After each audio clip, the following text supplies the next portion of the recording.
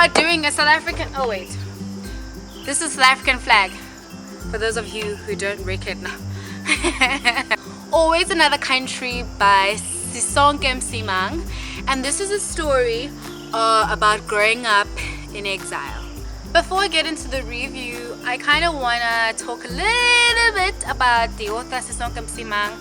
I first encountered her when I was in high school on television, and I just thought, oh my goodness, this woman is so articulate, she's so smart. Who is she? And we've had like low-key a 10-year relationship by now.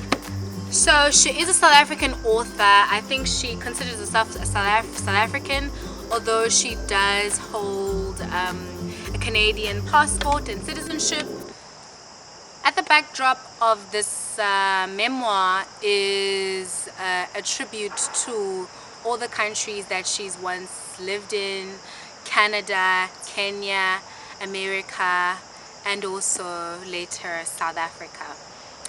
I think she gives such an in-depth experience of her childhood in exile, and she doesn't position herself as the master of knowledge, but rather as somebody who makes mistakes, somebody who's willing to learn, and somebody who is an ordinary person trying to find out where she belongs.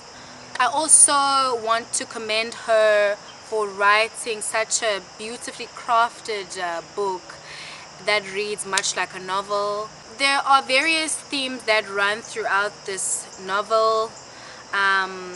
You know, belonging, where do I belong to, just sort of like a little bit of coming of age when she goes to America, for instance, and how that sort of like is like, that experience is so gushing and so I don't know what means, but yeah. And she talks about love in various forms: love for herself, love for family, love for men, and love for home, love for South Africa. And I think I love the way that she complicates love. The book comments on feminism, it comments on race, it comments on nationalism, it comments on respectability politics. Woo! And there was a scene that I particularly liked a lot where, so they are in South Africa now, and her parents are telling her and her siblings to keep it down, like keep it down for the neighbors, you know. And I think they're the only, or one of the very few black middle-class families that can access these suburbs. And in a lot of ways the space also otherizes them, and the parents in some ways want to minimize themselves within the space as so that they become invisible as possible, or they assimilate as much as possible to the culture and the decorum of the space. And she sort of is like, wow, mom and dad, so I cannot shout, I cannot be me just because you are worried about the neighbors, type of thing. Wow. She also talks about how her politics are sort of like not very different, but slightly shifted from what her parents used to believe her or fed them and her and her siblings while growing up, and how she's sort of like feels very betrayed, firstly by the idea of South Africa and this whole concept of Rainbow Nation.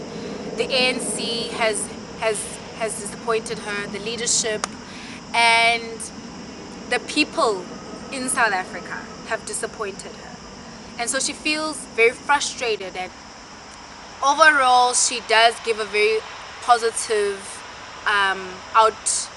outlook on what the country can achieve, She believes in the country. Oh, she also comments on rape culture in South Africa, which I also think is pretty relevant and will always be relevant, as so long as the rape culture in South Africa continues to be at a standstill.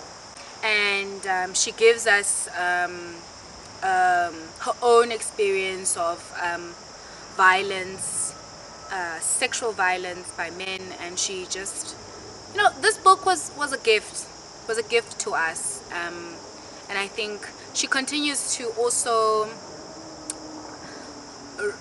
think or write as somebody who comes from a privileged place, because I think a lot of the times black people who are privileged don't want to call out their privilege, and I think she calls out her privilege and the things that she's been able to access because of her family background, because of all of her experiences in exile.